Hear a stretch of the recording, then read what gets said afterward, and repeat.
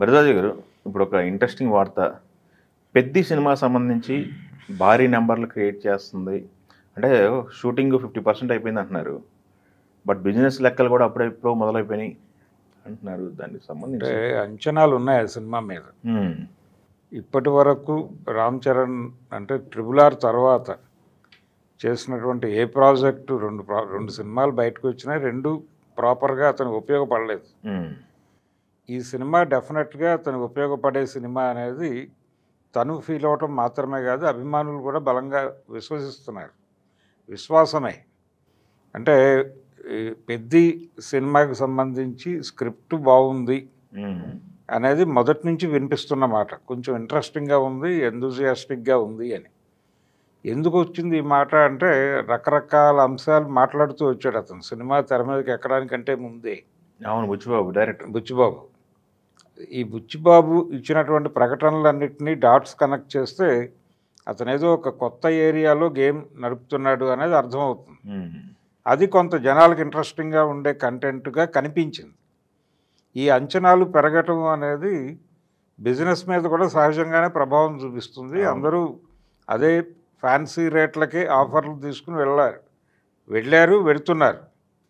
అంటే థియేటర్కి వెళ్ళే హక్కులు వీటి గురించి మాత్రమే మనం మాట్లాడుకున్నాం, కానీ ఈ డిజిటల్ హక్కులు, ఓటీటీకి సంబంధించినటువంటి హక్కులు ఇవి కూడా భారీ ధరలకే దాన్ని పుష్ చేసేటువంటి ప్రయత్నం జరుగుతోంది.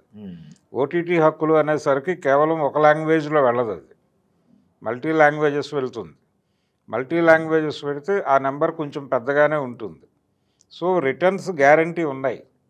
రామ్ చరణ్ సినిమాకి పర్టికులర్గా ఈ సినిమాకి రిటర్న్స్ గ్యారంటీ బాగా ఉంది. అలాగే పాన్ ఇండియా సినిమా కాబట్టి హిందీ బెల్ట్ నుంచి కూడా డబ్బులు వస్తాయి, బయర్స్ వస్తారు, అక్కడ కూడా మంచి రేట్కే పుష్ చేస్తారు ఈ సినిమాని. అంటే ఇప్పటి వరకు ఆ సినిమాకి సంబంధించి బయటకు వచ్చినటువంటి విజువల్ కంటెంట్ కూడా అంచనాలను పెంచేదిగానే ఉంటూ వచ్చింది. పర్టికులర్గా అతను క్రికెట్ ఆడుతూ బ్యాట్తో నడిచిన పద్ధతి, ఆ గ్లిమ్స్ నుంచి వచ్చినటువంటి రెస్పాన్స్ చాలా హై రేంజ్లో ఉంది అన్ని చోట్ల. ఇవన్నీ ప్లస్ అవుతాయి సినిమాకి కావాల్సినటువంటి రెవెన్యూ వైపు నుంచి. ఎప్పుడైతే ఈ గ్యారంటీలు పెరుగుతున్నాయో సినిమా మీద ఖర్చు పెట్టాల్సినటువంటి బాధ్యత కూడా పెరుగుతుంది. ఆ బాధ్యతతోనే ఇప్పుడు భారీ బడ్జెట్ సినిమాగా చెప్తున్నారు దాన్ని. ఎప్పుడైతే అక్కడ పెద్ద నెంబర్ కనిపించిందో ఆటోమేటిక్గా యువతలు కూడా ఇంకొంచెం పెద్ద నెంబర్ బిజినెస్ కనిపించాలి అని కోరుకుంటారు. కోరుకోవడంలో తప్పేం లేదు. అంటే 300 కోట్లు బడ్జెట్ అని చెప్తున్నారు. ఇది కేవలం చెప్తున్నటువంటి మాటే. 300 కోట్ల ఇంకా మించి పెడుతుందా అనేది ఎవరికి అంచనాలు లేవు.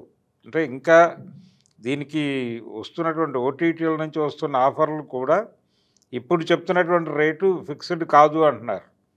ఇది ఒక 20% పెరగచ్చు అని కూడా మాట్లాడుతున్నారు. ఇప్పుడు బడ్జెట్కి సంబంధించి వాళ్ళు రివీల్ చేసింది హీరో రెమ్యూనరేషన్ కాకుండా 200 కోట్లు ప్రొడక్షన్ మీద వెళ్తోంది అని. అంటే రెమ్యూనరేషన్ 100 కోట్లు ఇస్తున్నట్టుగా ఓపెన్గా చెప్పుకున్నారా ఎక్కడైనా అనేది చూడాలి.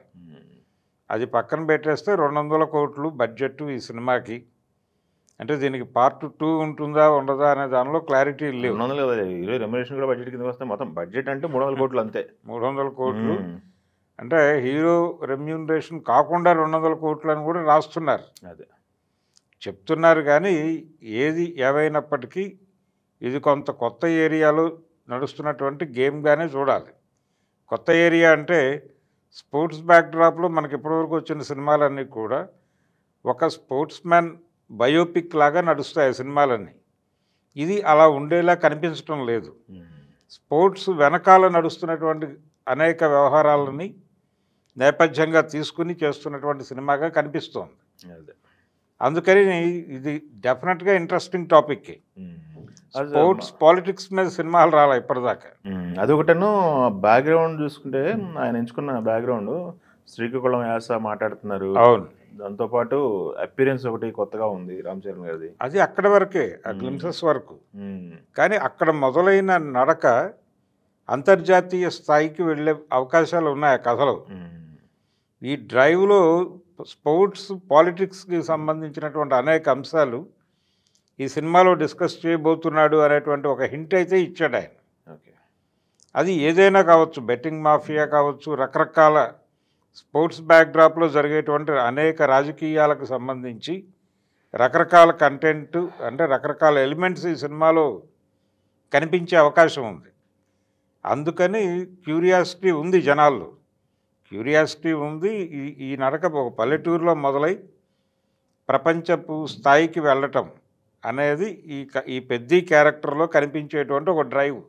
వేరియేషన్ కూడా మన కొత్త లుక్అవుట్ చేశారు కదా. అవును, అంటే ఈ రేంజ్ సినిమా కాబట్టి డెఫినెట్గా వర్కౌట్ అవుతుంది అని ఫ్యాన్స్ అందరూ చాలా ధైర్యంతో ఉన్నారు. గేమ్ చేంజర్ టైంలో అంత ధైర్యం లేదు, కానీ ఇప్పుడు కాన్ఫిడెంట్గా ఉన్నారు, స్థిరంగా ఉన్నారు, నిర్భయంగా ఉన్నారు.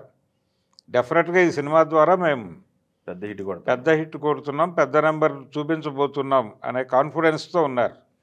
దాంతో దీనికి సంబంధించినటువంటి స్పెక్యులేషన్ మొదలైపోయింది. ఈ స్పెక్యులేషన్లో రకరకాల అభిప్రాయాలు చెప్తున్నారు ఏ రేంజ్కి వెడుతుంది అని. అంటే ఇప్పుడు పాన్ ఇండియా సినిమా అంటే కనీసం 700 కోట్లు కలెక్ట్ చేయాలి. అది 300 కోట్ల బడ్జెట్, 350 ప్రొజెక్షను అలా కాదు, అది వర్కౌట్ అవ్వదు. మీరు 300 కోట్లు పెట్టి తీయండి, ఏం చేయండి, కనీసం 700 కోట్ల నుంచి 1000 కోట్ల మధ్యలో కథ నడిస్తే వ్యాపారానికి సంబంధించి కానీ, లేదు రేపు వసూళ్ళకు సంబంధించి కానీ ఆ రేంజ్ బిజినెస్ జరిగితే సినిమా అది ఒక గొప్ప సినిమాగా చెప్పుకుంటుంది మార్కెట్. అందుకని 700 కోట్ల పోస్టర్ మీద మాట్లాడాలి. 350 కోట్లు వస్తే 300 కోట్లు పెట్టి 50 కోట్ల కోసం ఇంత సినిమా తీయరు. అందుకని కనీసం 700 కోట్ల పోస్టర్ వేస్తే అప్పుడు బిజినెస్ గురించి మాట్లాడాలి. లేదు 1000 కోట్లు ప్రొజెక్షన్ ఇవ్వాలి, ఆ ప్రొజెక్షన్స్ మీద నడవాలి. అందుకని అన్నీ పెద్ద నెంబర్లే అని రాస్తున్నారు, కానీ పెద్ద నెంబర్లు అంటే వీళ్ళు చెప్తున్నటువంటి, వీళ్ళు ఊహిస్తున్నటువంటి నెంబర్లు కాదు, ఇంకా బిగ్ నెంబరే ఉండాలి. ఎందుకంటే అతని సినిమా సక్సెస్ అయితే 1200 కోట్లు వచ్చినటువంటి చరిత్ర ఉంది అక్కడ. అది ఉన్నప్పుడు మీరు ఎందుకు 1000 కోట్ల గురించి ఆలోచించండి, 1000 కోట్ల గురించి ఆలోచించండి. లేదు big scale cinema, pan India cinema అంటే తెలుగు నుంచి వచ్చిన సినిమాలు కూడా 500-700 మధ్య పోస్టర్ వేస్తున్నారు. కాబట్టి బిగ్ నెంబర్ తీసుకునేటట్లయితే 700 కోట్లని తీసుకోండి. 700 నుంచి 1000 కోట్ల మధ్యలో నడవాలి బిజినెస్. చూద్దాం రిలీజ్ టైంకి ఏమైంది అనేది చూద్దాం. థ్యాంక్ యూ అండి. Thank you.